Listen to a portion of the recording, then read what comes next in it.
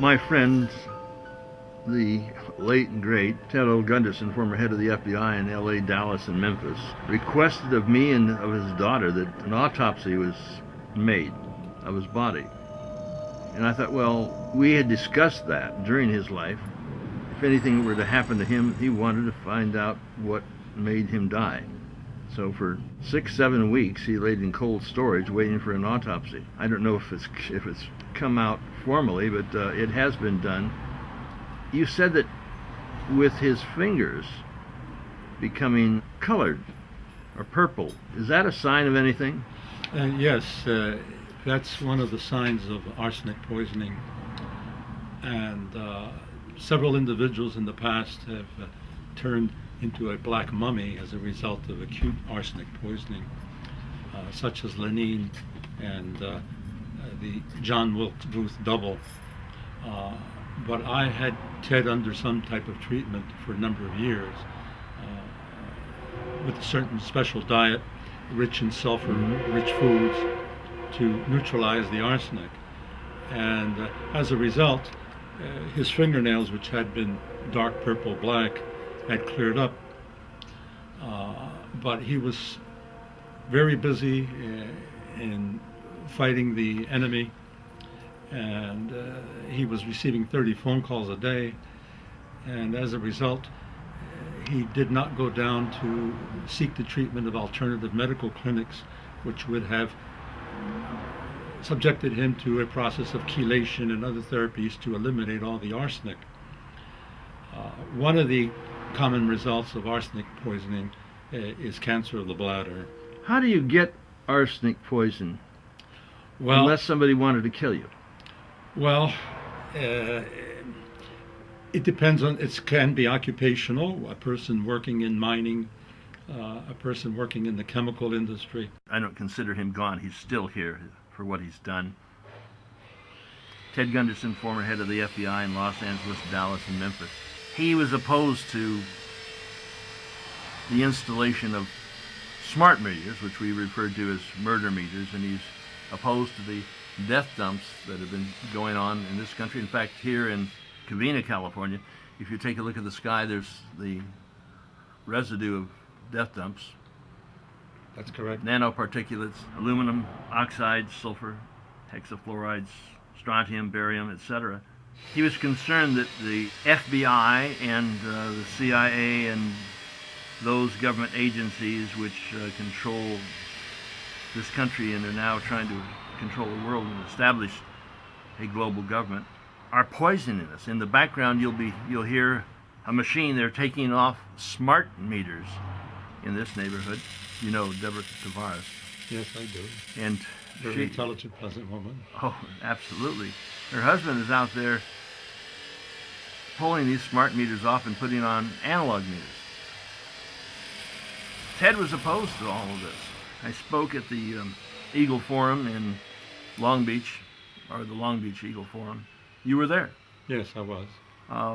They're a bit upset because I talked about the truth. I asked her, I said, "Do you want to hear the truth? Do you want me to go according to the program?" I was speaking for Ted Gundersen. He couldn't make it. He was in the hospital. I stepped up and stood in his place. I remember that, and I appreciated the way you handled it. You told the truth. That's the important thing. Does the truth upset people when you talk about those things which they feel incapable of changing? I believe so. Some people are restricted to a certain viewpoint, and they want to stress that viewpoint, and they don't want to have Brooklyn interference with that viewpoint. However, I, like yourself, feel that the truth should be told at the opportune time, and Ted would have probably said, I'm sure he would have said the same thing that you said. Well, I felt, speaking for him and knowing him as I did, that he would address those things regardless of whose cage he rattled. He felt that possibly he would be poisoned. Somebody would try to take him out. He'd mentioned several attempts on his life. There's been a couple on mine, at least insofar as the gunshots are concerned. When he finally passed, and I felt that he probably would, but we had thumbs up. We felt maybe we could get through this. I was at the hospital with him at the very end. He tried a lot of various things. He wanted to have an autopsy, and then when the autopsy was done, we don't know the exact results of it, but did you see, or do you know what was happening to his body? Was he turning? Yes, shortly after death, within a matter of a couple of hours, he started to turn black, particularly in his face, his hands, and his feet. And this is a characteristic sign of arsenic poisoning. At death, as the cells disintegrate, the blood cells disintegrate, arsenic is released from the body stores. And all poisons are stored in the fatty tissues of the body, and also are concentrated in the liver, which is the detoxifying organ of our bodies. As the arsenic is released from its complex binding to the tissues, it combines with the sulfur from the disintegrated cells to form arsenic sulfide, which is has a black color. So he had all appearances of being poisoned by arsenic poison. Correct, correct. Which could lead to cancer of the bladder? Well, I strongly feel that the arsenic caused this cancer of the bladder. That is one of the common side effects of arsenic He had poisoning. his bladder removed, as you know. Correct. And it was replaced with a portion of his intestine, and then within about 4 months after, they noted that there was a spread of the tumor outside of the bladder. So Ted was most likely poisoned. Yes. Oh, it very definitely was. In fact, about 7 or 8 years ago, I had diagnosed him with arsenic poisoning because I had met him at a conference and noted that his fingernails were black, particularly at the base, dark purple black. And so I told him what to do. And was this due to his attack upon the American Illuminati?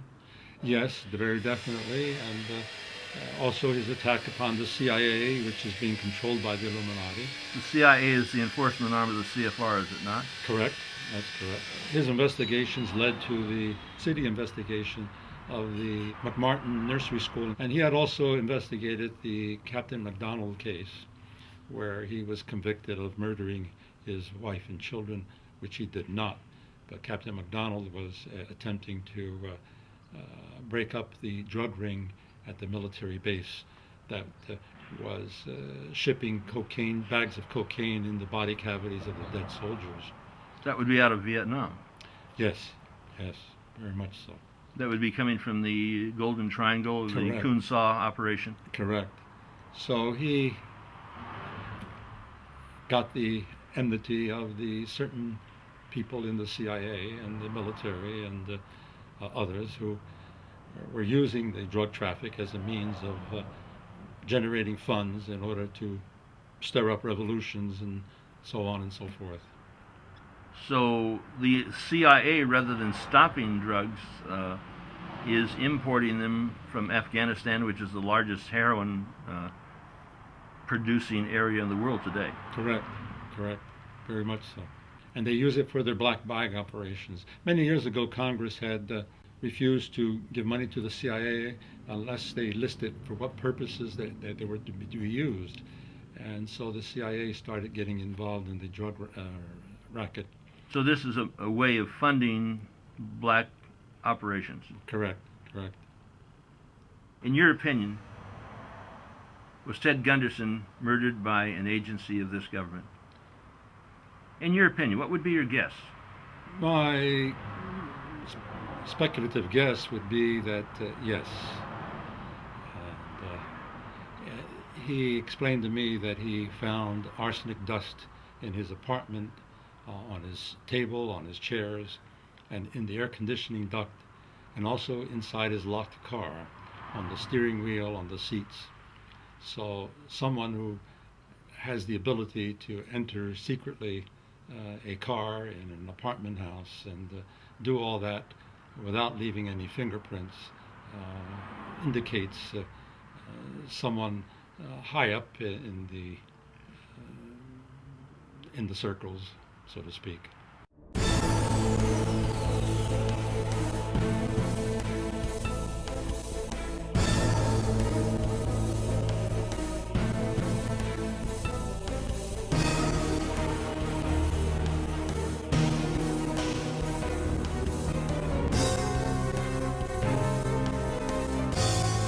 The year 1995. We were doing a film on Reichstag 95, 2 years before the World Trade Center had been attacked. We had a little bit of private conversation about who did the first World Trade Center bombing. The FBI had an informant in among the terrorist group on the World Trade Center car bombing February 26, 1993. And Salam, a former Egyptian officer, 43 years old, was commissioned by the terrorists, he was one of the terrorists, to put the bomb together for the bombing of the World Trade Center. And he went to his FBI superiors. He said, "We're going to use a dummy bomb, aren't we?" And they said, "No, we're going to use a real bomb." Well, Ted, wasn't this guy a terrorist hired by the United States government, hired by the FBI? In fact, did they not, in fact, give him monies to buy the bomb which went into the World Trade Center? He was an informant for the FBI against the terrorists, and he wore a body mic on their instructions when he met with the terrorists. And unknown to the FBI, he wore a body mic when he met with the FBI. And fortunately for him, otherwise he probably would have been prosecuted himself. This came out during the trial, and it appeared in the October 23, 1993 New York Times. This information I'm telling you right now. And so he was told to put the bomb together by the terrorists. The FBI told him, "No, we're going to use a real bomb, we're not going to use a dummy bomb." And the FBI not only furnished the ingredients for done and knew in advance that they were going to bomb the World Trade Center car bombing with the car bomb, they furnished the ingredients for the bomb. Well, this is a sting operation, wasn't it? It's a sting operation, yes. But nevertheless, the sting operations can go down without using real bombs. There were 6 people died in that bombing. I think 1,000 people were injured and $500,000 in damage. $500 million. $500 million? $500 million. And there's just absolutely no excuse for this. But that's all part of the ploy by the government, this covert government criminal enterprise. I call it rogue government criminal enterprise. That's all part of the ploy by them. After that, of course, the car bombing of '93, Oklahoma City bombing, and then 9/11, and then all these terrorist acts were designed in order to set up Homeland Security, pass the Patriot Act, and take away many of our constitutional rights and civil liberties. So Ted was most likely poisoned. Yes, oh, it very definitely was. In fact, about 7 or 8 years ago, I had diagnosed him with arsenic poisoning because I had met him at a conference and noted that his fingernails were black, particularly at the base, dark purple black